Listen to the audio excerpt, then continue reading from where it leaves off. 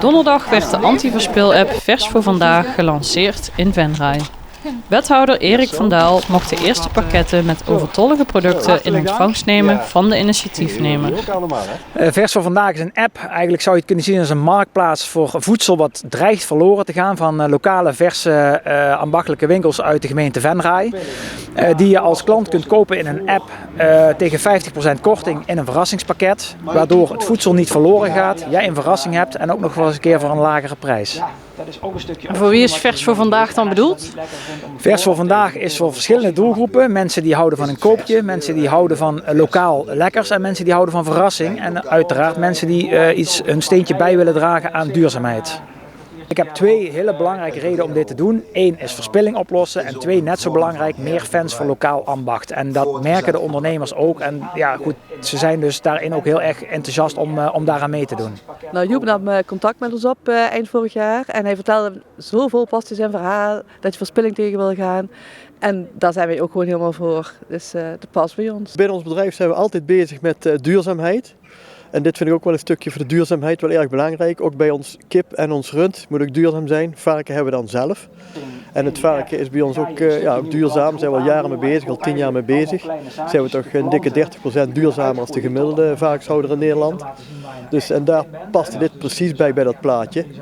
Dan hoef je minder weg te gooien en als er wat over is, dan valt er nog wat iets anders voor een andere bestemming voor te regelen. We willen graag lokale verse producten promoten en we willen natuurlijk ook de voedselverspilling tegengaan en producten die niet vers genoeg meer zijn om te verkopen een tweede kans geven. Wij als de Broekmans Patisserie vinden het heel belangrijk om voedselverspilling tegen te gaan. En dit is dan het ideale initiatief om gezamenlijk mee te starten. Het is zo zonde als er producten van goede kwaliteit aan het einde van de dag weggegooid worden. Het is gewoon heel zonde. Het is gewoon hartstikke belangrijk, ook voor ons centrum, maar ook in alle dorpen, dat de versondernemers blijven. Dus het mes snijdt wat dat betreft aan twee kanten. Een pakket wordt gevuld door de winkel waar je het koopt. Dus als je bijvoorbeeld bij Edelbrons in IJsselstein iets koopt, dan zit daar vlees in. En als jij bij Patisserie Broekmans hier in het centrum iets koopt, dan kan er iets van patisserie of chocolade in zitten. We willen dus niet dat die producten weer van A naar B getransporteerd worden. De winkel biedt iets aan via de app. De consument kan het kopen en gaat het ophalen in die bewuste winkel. Dus die weet ook wat voor type producten daar zouden kunnen in zitten.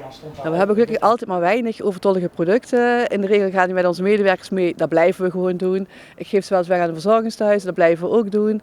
Maar als we dan plusjes over hebben waarvan we denken, we hebben iedereen blij gemaakt, dan maken we daar de klant blij mee. Mochten wij dit niet hebben, dat we dan inderdaad de gebakjes die we eind van de dag over hebben moeten gaan uitdelen aan de buren of toch weg zullen moeten gooien. Ja, dat wil je gewoon niet, want er zit gewoon heel veel tijd en werk en liefde in het product die je maakt. Nu verwerken we vaak producten in soepen of we geven het aan mensen die we zelf kennen. Als wij ze thuis zelf niet op kunnen, dan worden ze vaak weggegooid. Dus dat is...